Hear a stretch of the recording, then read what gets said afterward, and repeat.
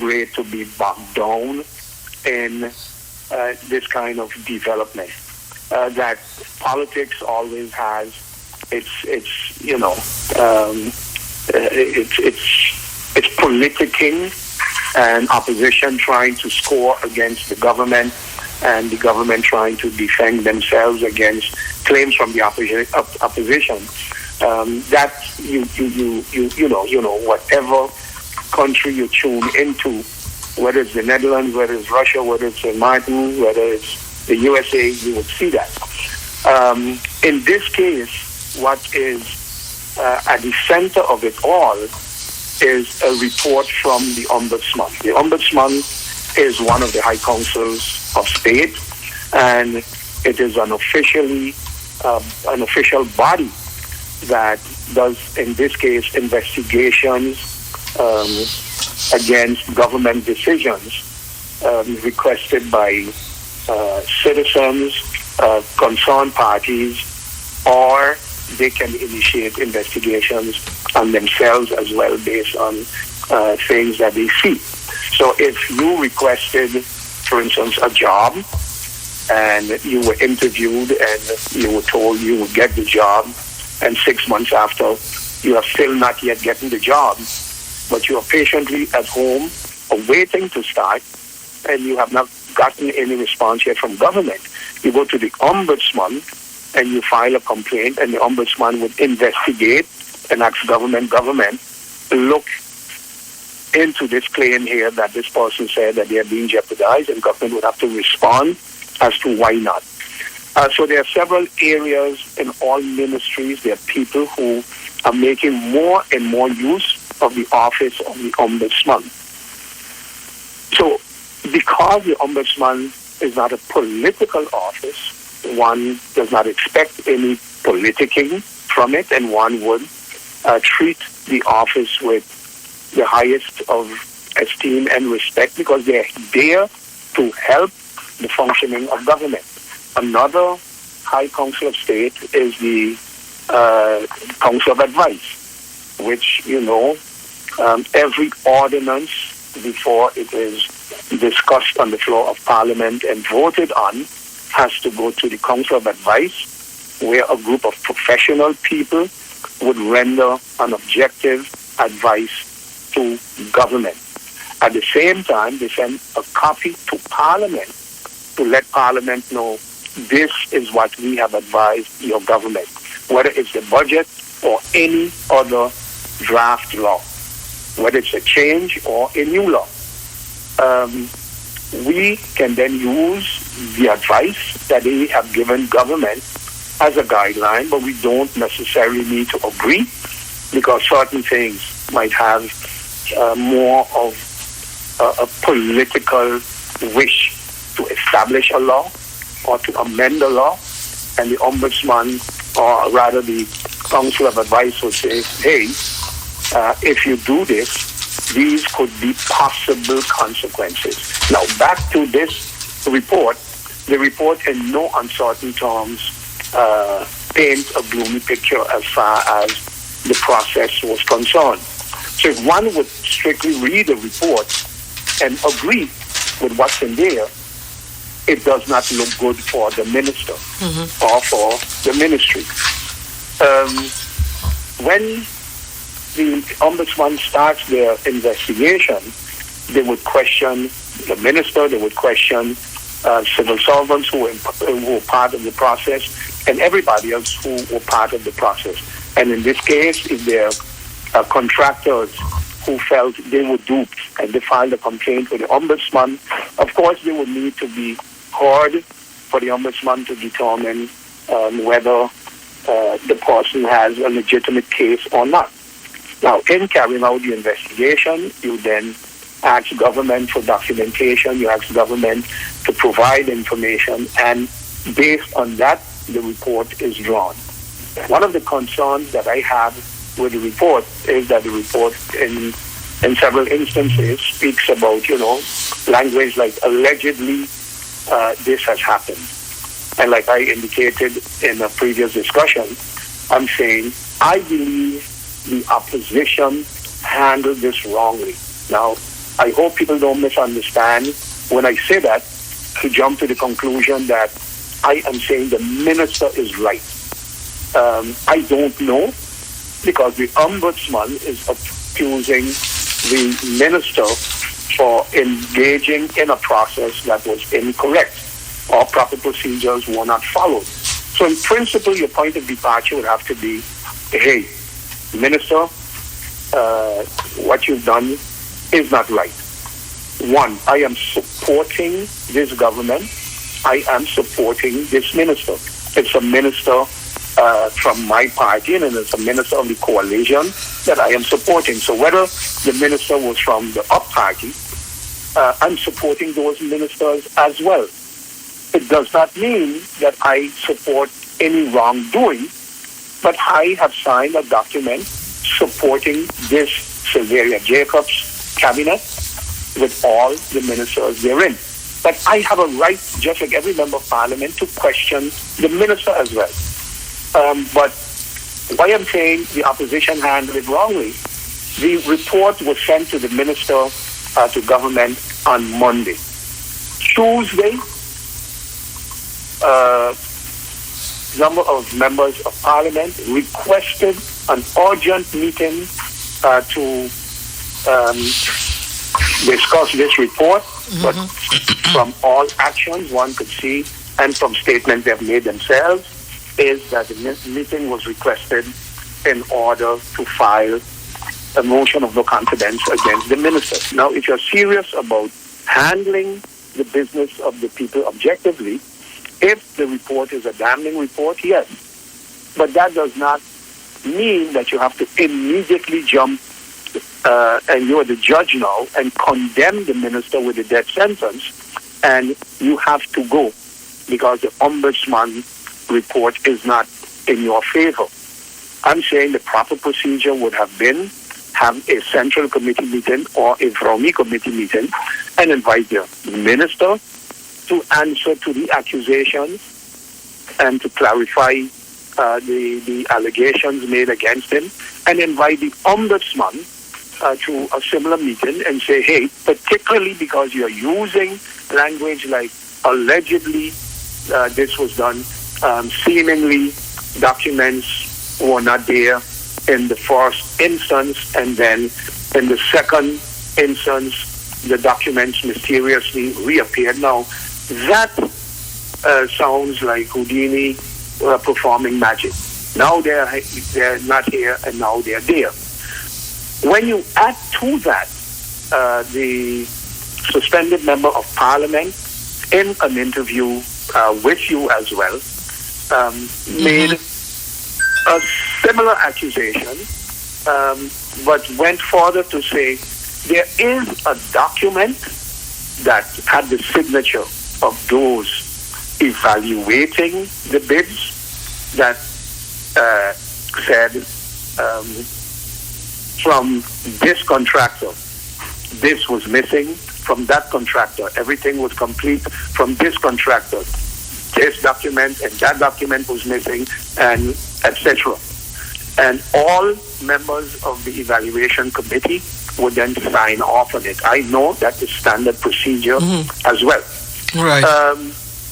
But then the suspended member who was head of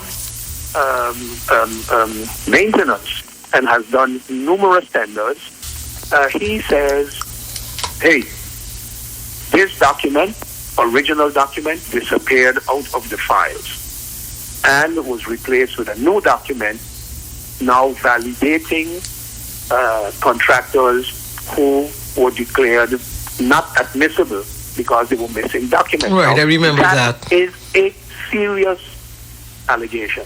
On top of it, he says, yes, the ombudsman, as far as he knows, has a copy that was, a picture was taken by one of the evaluators, and the ombudsman has it.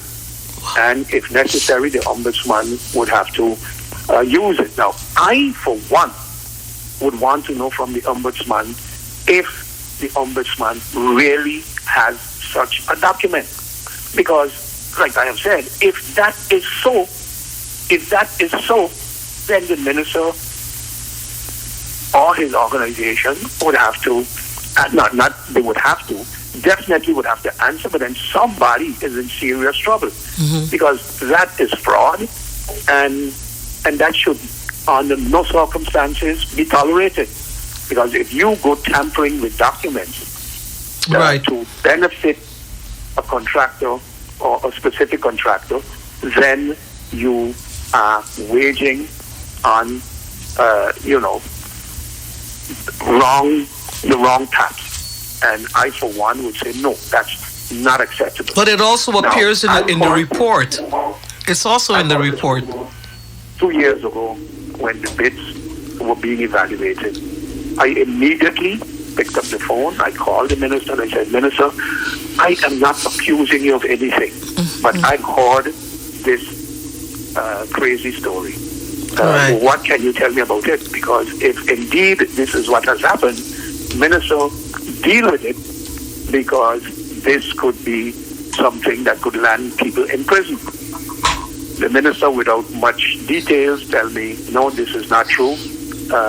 It is not true. I said, okay. And I left it. Recently, again, when it surfaced, I asked the minister, and he says, no, it is not so. So, Grace, I am not saying that I agree with the minister because he says it's not so, but equally, I can't agree with the ombudsman report and say, well, if the ombudsman says so, it is so. I can only say the ombudsman would need to clarify for me, because I am the one who is getting that advice from the ombudsman. And I'm saying, ombudsman, at one end, the minister is saying it is not true. You are saying supposedly it's true. So what is the truth? Because what are you basing it on? So a lot went down. I'm hearing that the whole evaluation committee of Romy has resigned.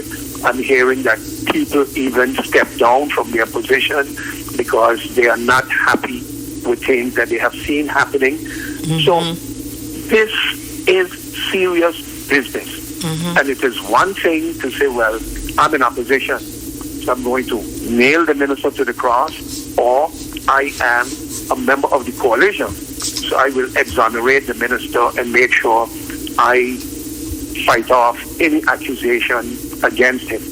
These are serious accusations and warrants a serious approach. So if you're being accused of something, you should come clean and come clear and point out why the accusations are incorrect. And if you're accusing the minister, then you should prove what your accusation is based on. Correct. One of the things you're hearing and reading as well is that the minister did not provide clarity or did not provide information. Now, Grace, if you're being accused, and when interviews are conducted, those who are being interviewed are saying, listen, documents were not there. When we did the evaluation, documents were not there. And then when you question the minister says, no, the documents were there, they were just misplaced. So what is true from what is not true? And if I can recall how public tenders were done, when opening the bids in the presence of everybody, it would be established we have received bids for parcel 1 from company A, B, F, and S. For parcel 2, this one, that one, and that one. So if you went through that, you would know that a box or a file is missing.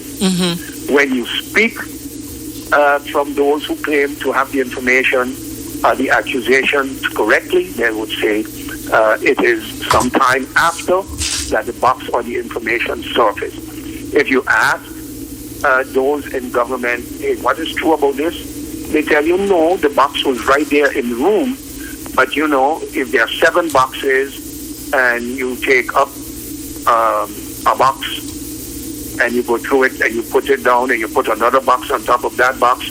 Somewhere in between, they put a box that they went through and a box that they did not go through yet. And when they finished, it's like, hey, we are missing documents, or we are missing, the documents. Right. And they went looking in the room, and it was right there at the bottom. This is one explanation that you are getting. Now, if the ombudsman was told that story, I don't know. But if the ombudsman in the report is saying documents were missing and then mysteriously were provided to us after, then the question is, were these documents missing when you sent the box to the ombudsman, or were they missing when you were doing the evaluation in the office? Because there were two different things. Because if you had to send the entire package to the ombudsman, and it's only when the ombudsman tells you, hey, I'm missing documents from one or more companies, that you then go and say, oh, shucks, we didn't see this box. It was here, let's go evaluate it, or, yeah, look at the documents here. So the two stories don't jive, okay? And I am saying clarity is needed. What you see playing out in the Island Council during that first meeting was in Parliament. What you saw, the leader of the PFP took the floor, asked no question. So it's like, I don't need clarity from you, Minister. I already have the facts. You are wrong. The other member of the PFP, Ryan Peterson, he took the floor and basically the same thing. You're wrong, fraud, it's incorrect, it's illegal, this is the straw that broke the camel back, you got to go home, and to that effect, we have a motion, you got to go. Leader of the United Democrats, Sarah Westcott Williams, basically the same thing. What it tells me is that the most important thing they want to do is arrive at a vote on a motion, because I was away, another MP was not present, and seemingly how the votes were stacking up that day. Even members of the coalition were planning to vote in favor of the motion, so then the minister would have been sent home. What you get, one of the members, Peterson, in the interview with you, saying, no, I'm just exercising my responsibility. I have to call the minister to give account to Parliament and through Parliament to the people. And if members supporting the minister want to vote against, that's for their responsibility, but I got to do my work. But if you want to do your work and take your work seriously, no judge will condemn a suspect on the prosecutor's report.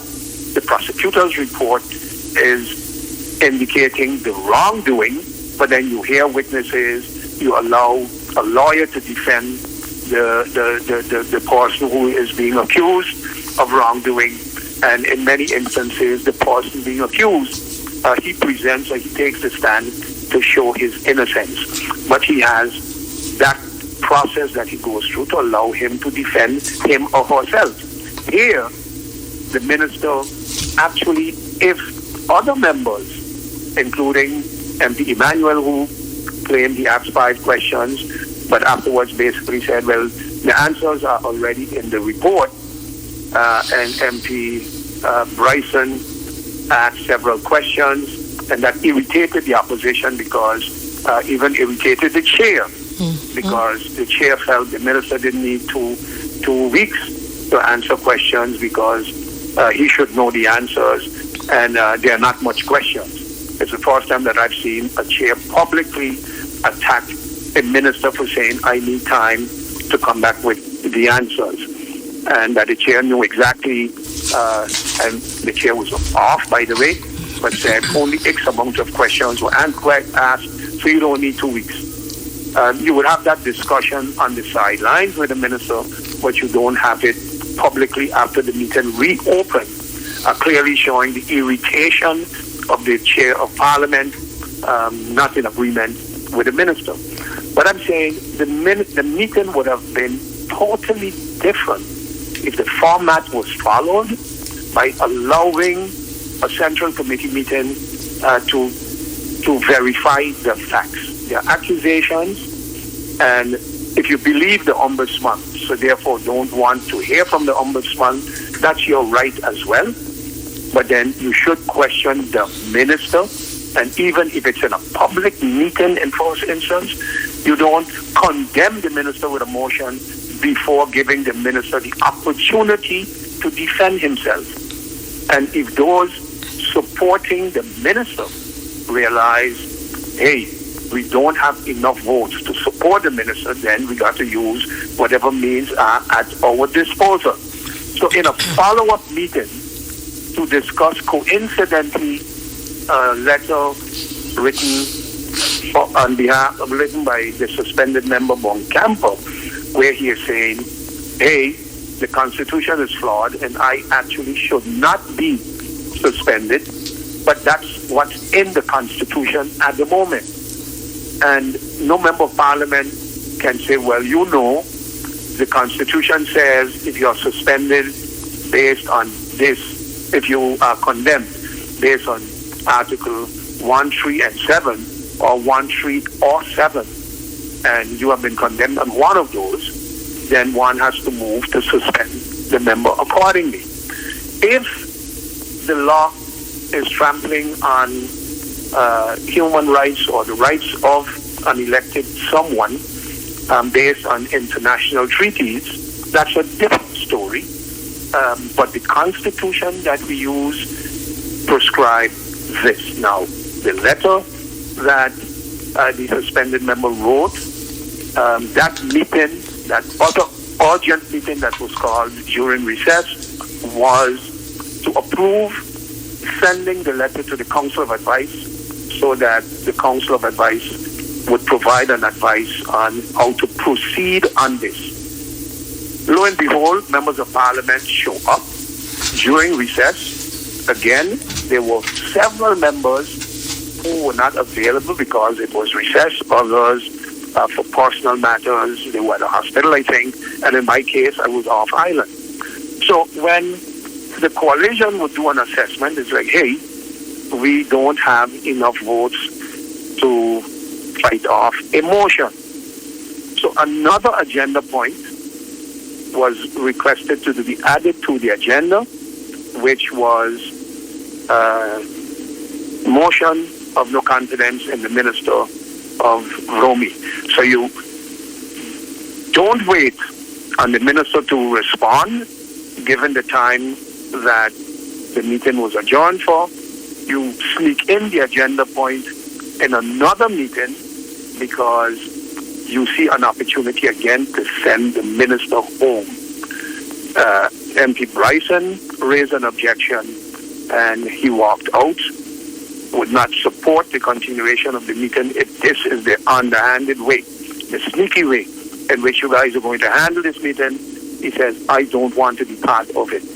MP Hyacinth Richardson from the National Alliance, who was there as well, he too walked out, and those who were left there, naturally in support seemingly of having this agenda point added because they wanted to bring it to a vote. Now, if the 9 members who were there had stayed in the meeting and the motion was presented, the motion would have probably been accepted 7-2. While you don't have 8 votes in favor, you do have a voting quorum because more than 8 members, 8 or more members would have then voted. By the 2 members leaving, the meeting could not continue because of loss of quorum. But then the chair seemingly said the meeting will not be rescheduled during the recess. And one would look at it like, oh, members of the coalition are condoning wrongdoing. No, they are not condoning wrongdoing. They are doing what they would have to do to give their minister the opportunity to have what you would call a fair trial. Because if a prosecutor, and if you would look at the Ombudsman report as the report from the prosecutor, I'm not saying that is how they have behaved, but the Ombudsman report is not in favor of the minister. It's accusing the minister of wrongdoing or not following proper procedures or not doing things the right way. Based on that, if that is so indeed, one can say, hey, maybe we should consider taking a vote of no confidence against the minister. But if the minister is not given the opportunity to defend himself, and if the members of parliament do not get the opportunity to question the ombudsman if they would so desire, and the way to question the ombudsman was not once the meeting started, a member say, hey, we would like to have the ombudsman here. No, the place to question the ombudsman would be either in a central committee meeting or in a committee, a VROMI committee meeting to question them there. It would be a working session, right? And it is public, so the public would hear when the ombudsman is asked, how did you arrive here, or how did you not get there, or when the minister and or people who were in the committee and with the consent of the minister say, well, you explain what is went down, and they would then, let's say, in a VROMI committee meeting say, well, you know, this is what we've done, this is what has happened, we drafted this document, and even now we're going to get, again, the legality of taping or not taping, or taking a picture or not taking a picture, because the question would be, why did a member take a picture? Personally, I would say, well, I can imagine someone would feel, particularly because of the company that is involved, let's say, in the disqualification, that one would feel, hey, before anybody think that I did something wrong, here I'm taking a picture with all 5 signatures showing the companies that are disqualified and the companies that are allowed to move on to the next round of evaluation. Now, lo and behold, if, according to their story, that is the story the suspended member of parliament is advocating, and then one, if they want to be attacking that member, because I've heard that come up by several people, it's like, yeah, we must believe a suspended member, and guess what? The member is suspended because of accusations that when he himself was in that position, he did wrong things, and the court found him guilty. He's appealed his case, but this is what has led to his suspension. So should we take his statement on the radio with a grain of salt, or should we take it that indeed what he is saying is so because a document to that extent exists? So for me, I am not saying the MP is not telling the truth or the ombudsman is not telling the truth, the minister is right. No, I'm saying we need to follow due process, and due process can only be arrived at if we hear the ombudsman, so the ombudsman can provide us with clarity. We hear the minister, not by just calling a meeting, bring a motion and vote on it, but give the minister the opportunity to tell his side of the story. Because from one end, you're hearing the minister was asked for clarity and he didn't provide it. The minister was asked for documentation and he did not hand them over. So therefore, this is what the report has to be. And then you're hearing on the side of government, we provided information, but the information was ignored. The information was not used. You know, and it brings me to, for instance, the tit for tat going on between the minister and the MP Rayan Peterson. MP Rayan Peterson was acting head of domain affairs at one point during this Alegria saga that is now unfolding. The minutes from Alegria are indicating in a letter that they have written, Minister, the former acting head, was in a meeting with us, gave us these guarantees, gave us these promises, and said he is in favor of the thing, even suggested how much the canon fee would be, etc., etc. The MP, on the other hand, is saying, I have never been in favor of the development. I never wrote a positive advice. My advice was always negative. And the first positive advice was after I had already left and I was a member of the parliament. That is why I have been questioning the minister in parliament, because to me, it's a strange development, because while I was there, the ministry was against. Now there's a new minister and the ministry is in favor of. So where did this change came about? I would love to, now I can't question a member of parliament on the floor of parliament, but I would love to then get an opportunity to question the civil servants who were involved, or question the minister who has been getting advice. And minister, have you ever gotten a positive advice or a negative advice from the then acting head of domain affairs? And if a document is produced where MP Peterson, at the time being acting head of the department, wrote a negative advice, then I'm saying he suffers the benefit of the doubt.